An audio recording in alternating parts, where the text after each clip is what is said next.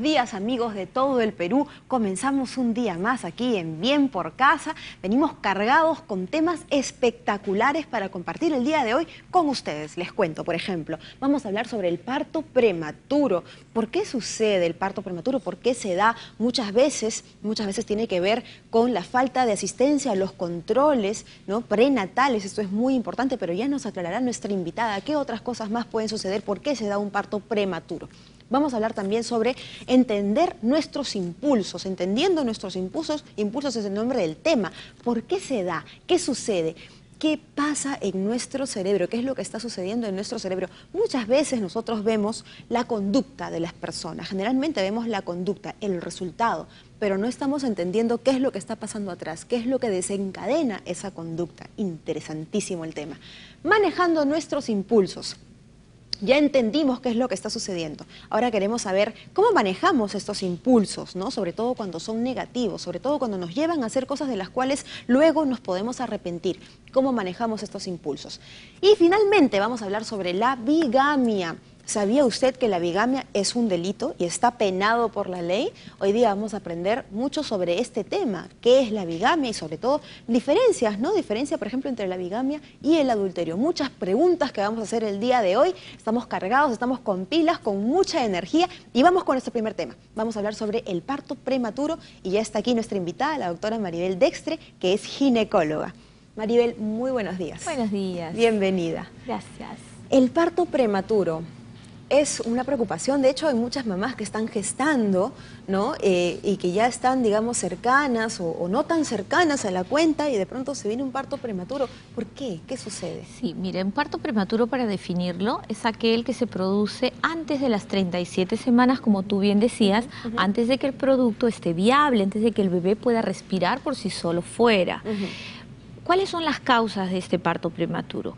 Hay causas propias del bebé, por ejemplo, que sean gemelares, que tenga mucho líquido la mamá adentro, que se llama polidramnios. Otra de las causas es que tenga infecciones la mamá, infecciones urinarias, infecciones de líquido amniótico. Las placentas previas también son otras de las causas, ¿no? Y enfermedades maternas que pueda tener, por ejemplo, la diabetes gestacional, puede tener la preeclampsia, que es la presión alta durante el embarazo, ¿no? Entre otras. A veces tú haces todos los descartes y no hay una causa exacta. Otro factor muy importante que no tiene nada que ver con la parte exclusivamente médica es el estrés.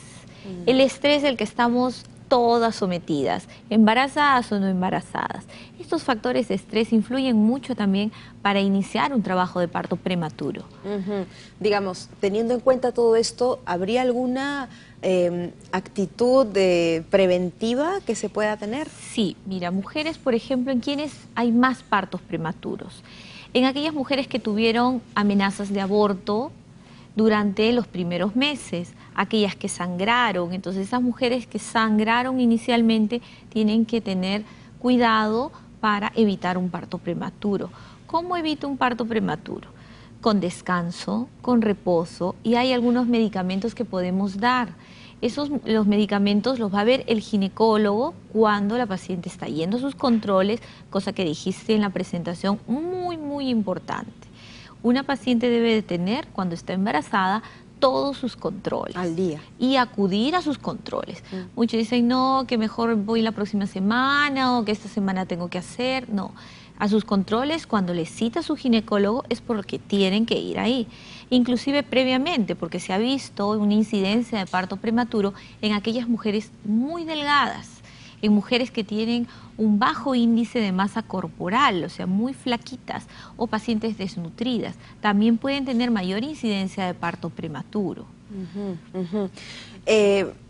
Ahora, si es que ya se está presentando una situación de parto prematuro, ¿cuáles son estos signos de alarma que nos pueden llevar a darnos cuenta que está sucediendo? Las contracciones. Muchas mujeres cuando van a sus controles, durante la explicación que les hacemos, siempre les decimos que el tono del útero es como la punta de tu nariz. Tiene consistencia, no es blando total, tiene cierta consistencia. Y cuando tengan una contracción es como tocarse el codo. Eso es duro, porque muchas no saben que es una contracción dura. Dice, ven a emergencias si tienes contracciones. ¿Y qué es una contracción?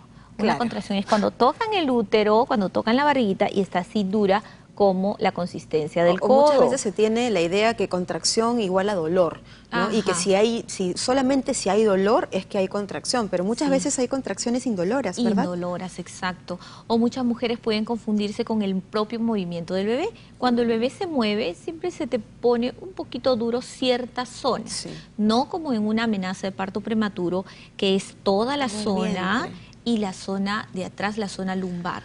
La zona lumbar te da un dolor, a veces les instruimos que es como un cólico menstrual o un poquito más fuerte que un cólico menstrual. Entonces esos son los signos de alarma, los dolores, las contracciones. Otro es la pérdida de líquido o el aumento de las secreciones por vía vaginal. Usualmente una mujer cuando está embarazada tiene un poquito más de flujo, pero no ese flujo que te moja la truza o te mancha hasta la ropa, el pantalón y todo. Eso es que ya se reventaron las membranas, se rompieron las membranas antes de tiempo. Esa ruptura de membranas también te tiene que hacer ir inmediatamente por emergencia. ¿Estamos hablando de la fuente? Exactamente, la fuente, la fuente. Otra de las cosas es que si empiezas a sangrar o botas la seña, como dicen, ¿no? El tapón mucoso.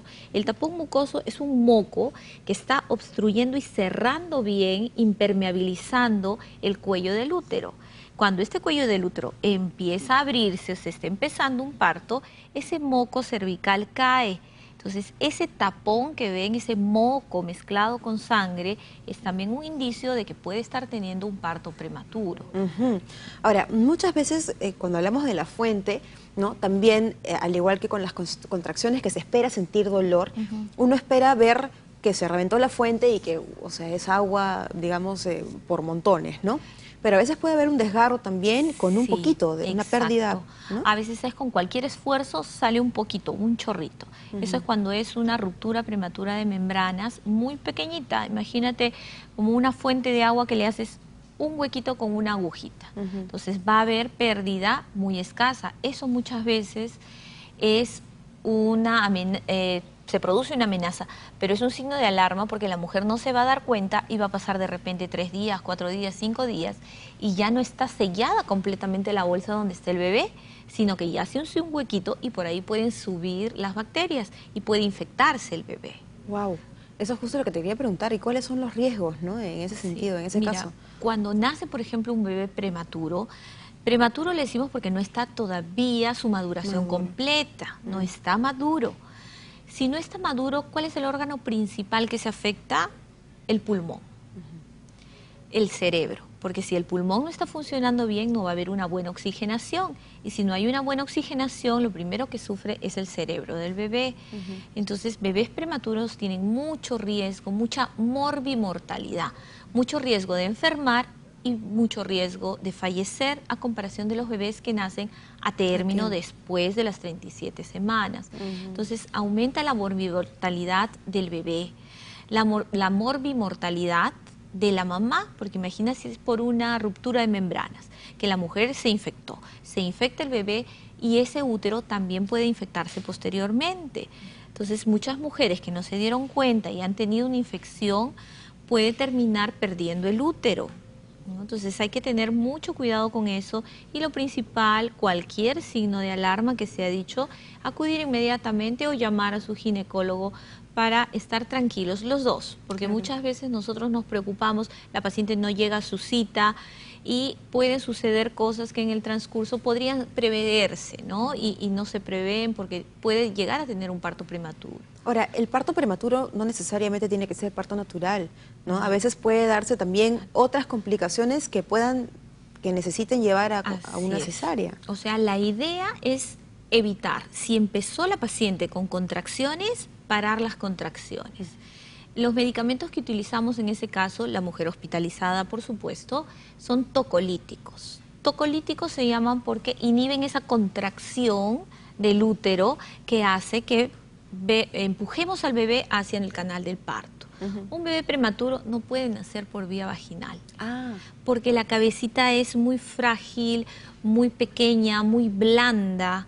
entonces puede sufrir el cerebro, puede haber hemorragias intracerebrales. Entonces ahí sí necesariamente tiene que ser cesárea. Tiene que ser cesárea si es que a pesar de que está hospitalizada, con toda la medicación, le hemos puesto maduración pulmonar, porque eso es lo que hacemos, o sea, intentamos con medicamentos tratar de madurar al bebé que viene con una amenaza de parto prematuro en la mami. Entonces tratamos de mantenerlo ahí, investigamos cuáles son las causas, tratamos de mejorar esas causas y hacemos que el bebé madure sus pulmones. Esto se hace a base de corticoides. Los corticoides son muy buenos, no tienen por qué asustarse si su médico se los indica, no les va a producir mayor problema, es más, es un beneficio para el bebé. Hay otras sustancias también que se pueden utilizar paralelamente, una de ellas es la progesterona, ¿no? Entonces, inhibimos. Si es que no se inhiben las contracciones, continúa dilatando, tenemos que programar para una cesárea,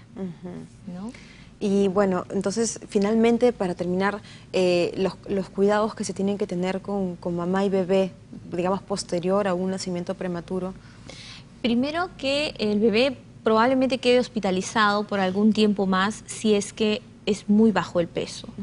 Un bebé de 2,500 ya puede salir de la incubadora y puede estar con la mamá, aunque hay excepciones. Hace poco hemos tenido en la clínica Javier Prado un nacimiento de un bebé de 1,2 kg que no ha necesitado ventilador, se le ha puesto surfactante, los pediatras, los neonatólogos manejan esto y está bien, o sea, esperando subir de peso para ir a los brazos de la mami.